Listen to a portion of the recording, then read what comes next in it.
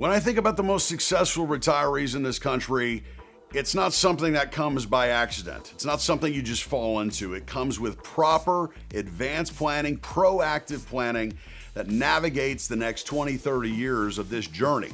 Today, I want to talk to you about why most people get retirement planning wrong, particularly when they try to go at it alone. Keep it right here.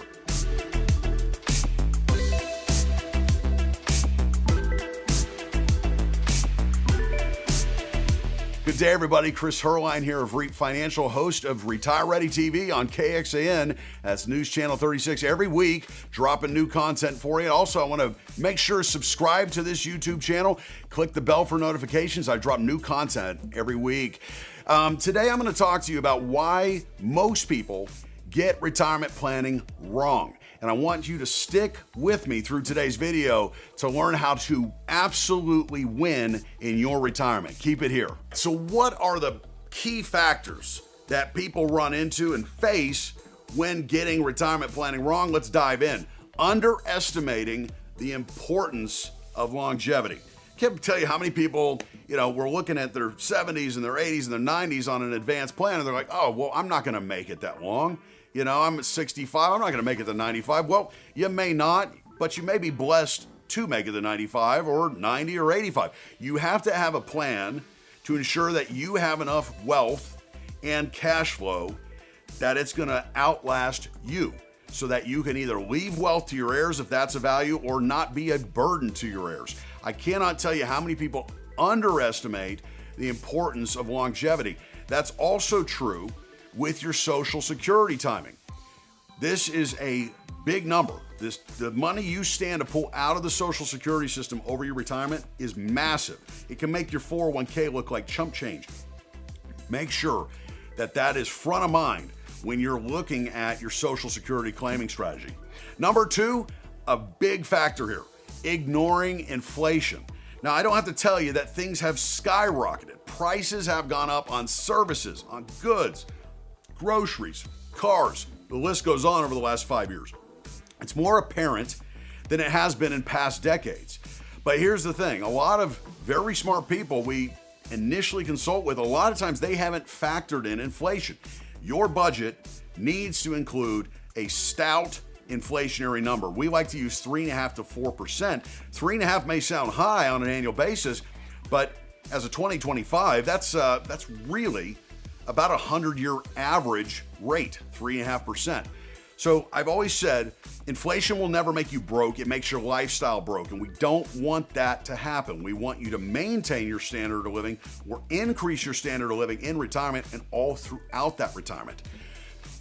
Number three, being overly optimistic or pessimistic about the market. A lot of times we see families that are like, well, I'm making 10% a year, and as long as I make that 10% a year, I'm good. Well, that, in my opinion, is blue skies. You have to take a substantial amount of risk to try to end 10% annualized. So generally, we counsel families to use around 5 to 6%, knowing that in today's market environment, you can get 4, 5, 6% CDs, but with equity exposure, chances are you'll do better than 5 to 6. But we want you to be conservative in nature. So don't be overly optimistic. And then on the same token, do not be overly pessimistic. There are so many people that make investment decisions out of fear, out of emotions. Maybe they think that their candidate's not going to win the presidential election, so they go to cash and they miss a huge run up in the market. Or they try to time the market and then they miss a massive run up. Do not let your emotions dictate your financial decisions. This is why so many clients of REAP Financial, they engage us to take emotions out, protect their wealth from those emotions.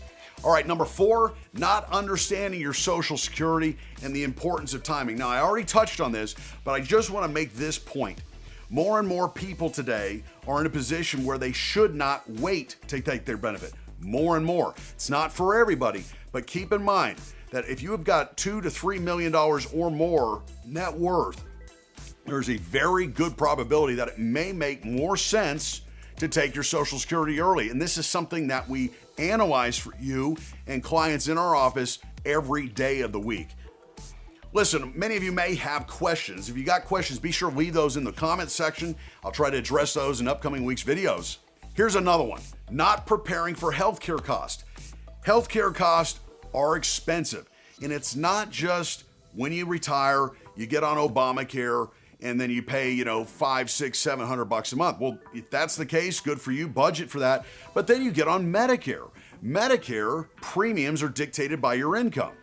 And believe it or not, a lot of people get blindsided by the fact that they'll pay hundreds of dollars more than their brother or sister, their neighbor, because you have a nice income. You have to budget for that. And then even a step further, long-term care, home health care, nursing home care, the stuff we don't like to think about, right? In late life, that stuff can knock down a portfolio quick.